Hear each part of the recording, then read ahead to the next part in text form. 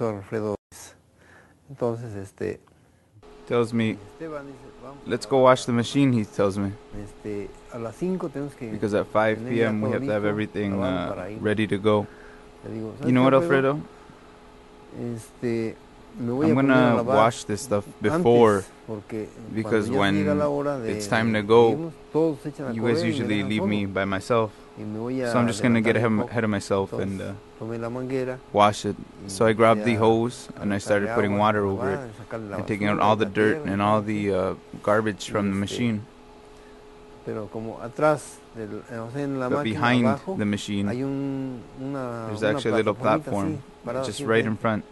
And so right behind that, there's a lot of dirt and garbage that we have to take it out. So I thought to myself, how can I take it out exactly? So I took a little utensil and I started moving my arm, trying to get in there to remove the dirt. I would turn it, but I wasn't able to get the dirt out.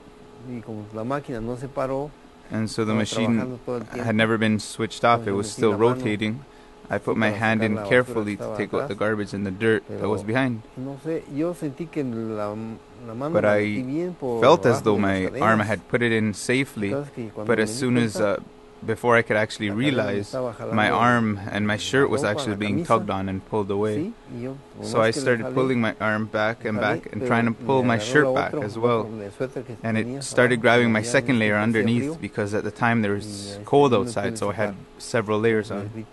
So I started yelling and screaming for help to all my coworkers, but they were about 10-15 meters away from me. I started yelling and yelling, but because of the machine and how loud it was, nobody could really hear me. And so everybody's also wearing hats and earmuffs and whatnot. They couldn't hear me.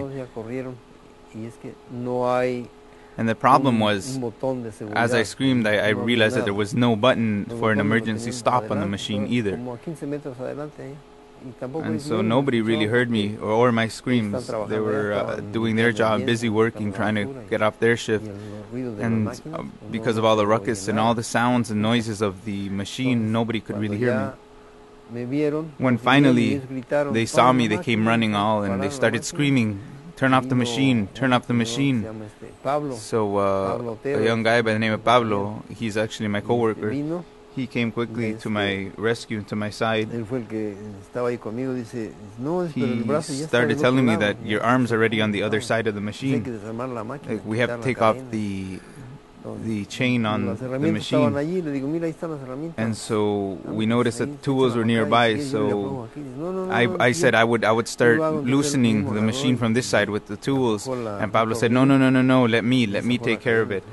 And so he dislocated the chain and were able to pull me out, and were able to actually grab the other piece of my arm.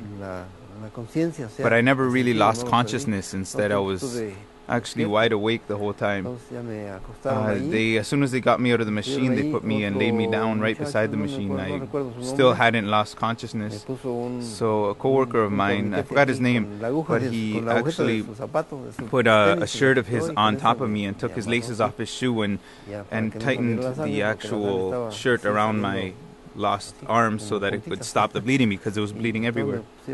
So he tied me up and he laid me there, and maybe a couple minutes later, a little while later, the brother-in-law of the farm owner showed up, and he was really scared. He was really surprised to see me like that, and so he sped up with his car to come right to see where I was, and he saw me there laying there. But they had already called the ambulance. But the ambulance actually ended up taking about 20 minutes. About 20 minutes before it actually got to me. They got there and they started treating me, right? They wiped it off, they cleaned it, they put another Band-Aid over it, and they put me into the ambulance. They took me to the 5th,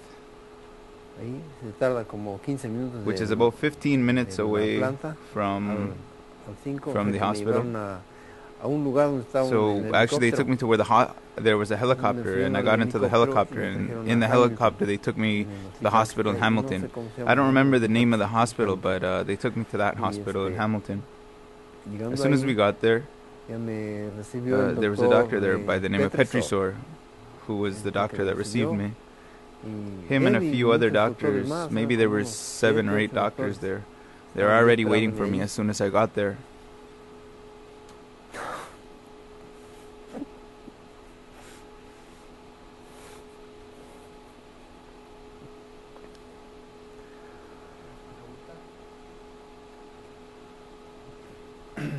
When this accident happened to me, at first the farm owner was actually there with me. He actually came to visit me at the hospital to see how I was doing, that I shouldn't worry. He told me that don't worry about all the stuff that was about to happen to me, that he'd be there for me. Also the employer, Mark, who was actually there too, he took me all the paperwork, as if he would have been the lawyer for me. He took all the paperwork and helped me fill it out. And the consulate actually was there too, but the only thing that the consulate told me was that I had to leave the 3rd day after my accident, that I had to leave back to Mexico the 3rd day after. So my response was to the lady Veronica. I told her that no, I wasn't ready and I'm not willing to go back. I suffered the accident here in Canada, so here is where I should actually get treated. What I was told was, no, this isn't your country. You have to go back to Mexico to get better and to get treated. So my response was, no, you know what, I feel as though I have the rights just as much as I have them back in Mexico. I have them here, just like Canadians do in Canada. Her response was that no, you don't have any response. You have no rights. The rights here are only for the Canadians, for the Canadians that live here, and not for the Mexicans that come work here. You guys have no rights here. You can go back to Mexico, and in Mexico you can have whatever therapy, whatever attention, whatever aid that you need, but in Mexico, not here. So I strongly opposed, and I told her no several times, that this is where I had my accident, this is where I should get treated. The consulate that was also there at the time in Toronto, he came to me and he told me that, listen, if you don't go back to Mexico, if you don't go back, when I tell you to, you will lose all your rights that you have here in Canada. Everything that you've won here, you'll lose. Everything that you have earned here in Canada, you will lose. I told him, no, I don't think so. I shouldn't be like that. My response was, even if it was like that, when I came from Mexico, I came to work.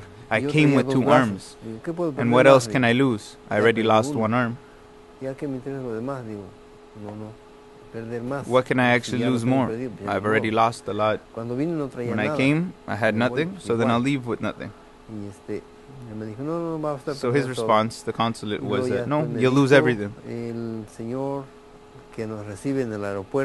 So the person that actually had came to pick me up to take me to the airport, his name was Francisco. He actually told me that you are out of the program. You will not come back to the program because the consulate has eliminated you and taken you off, your name off the list for people that can come back to the program. So my response was, okay, thanks for telling me, I guess. What else can I tell you? So since I didn't really want to leave at the time, they actually canceled my flight ticket, and so now that I have to go back, I actually have to pay. Well, actually, I've paid my own flight back now. The farm owner, with whom I visited after, had informed me again that I won't ever be able to go to the farm. I'm actually prohibited to go back to the farm. So I guess my response to them was, okay, thanks for letting me know. I guess I won't come back.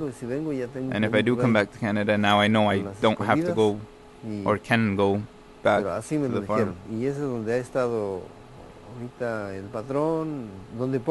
And now where I would consider the farmer is exactly how the consulate is. They don't help me.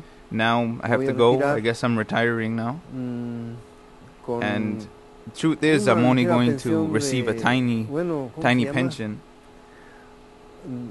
Actually, it's not even a pension, it's just disability insurance that I'll be receiving, and workers' compensation that was given to me by WSIB, who gave me a check for, well, a sum of money.